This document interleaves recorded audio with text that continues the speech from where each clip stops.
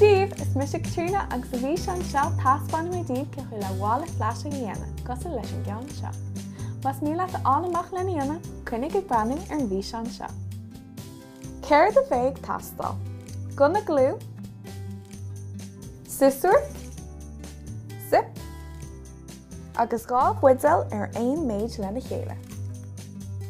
Gear an zip ar an bhfad ceart.